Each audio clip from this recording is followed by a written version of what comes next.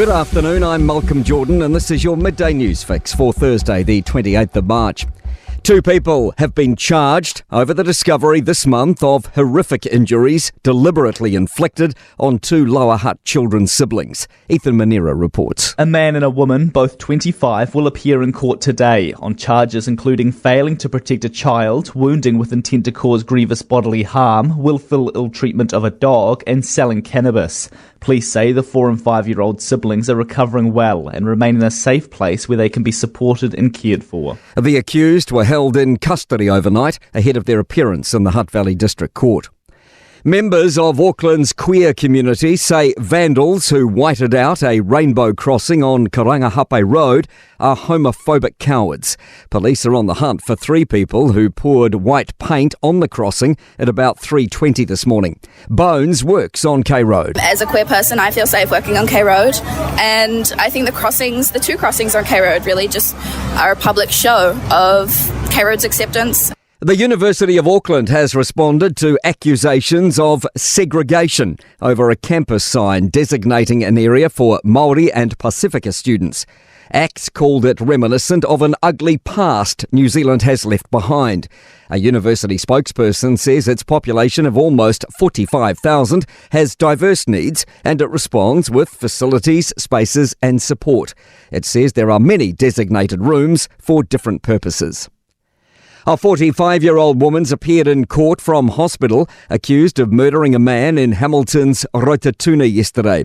Police found a critically injured man at a Cranmer Close property and he couldn't be resuscitated. Thomas Rice has more. The accused's been granted interim name suppression after appearing in court via audio-visual link from her Waikato hospital bed. She's been remanded in custody without plea and will reappear in Hamilton High Court next month.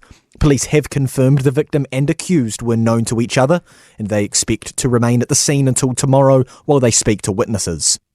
Calls for more investment into learning support for kids. Our largest education union, NZEI, Te Rui Roa, is urging the government to create a 10-year learning support investment strategy to curb disruptive behaviours in schools. ERO research shows behaviour has worsened in recent years. NZEI President Mark Potter says COVID lockdowns didn't help. We have so many issues at play in our society that put children under pressure, that the children are exhibiting these behaviours. COVID did not help, no doubt about it. But to think that's the only causal factor would be a big mistake.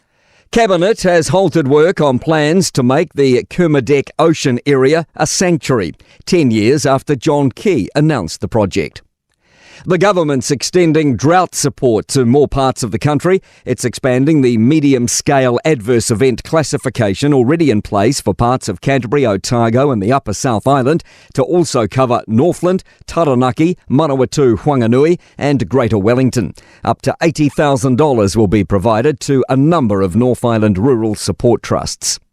To sport, Hyderabad and Mumbai have compiled the highest scoring T20 cricket match aggregate in history, punishing 523 in their Indian Premier League contest. The Sunrisers also posted a new tournament record innings of 277 for 3. A Spanish prosecutor is seeking a 2.5-year prison sentence for former Football Federation boss Luis Rubiales for kissing women's rep Jenny Hermoso after they won the World Cup.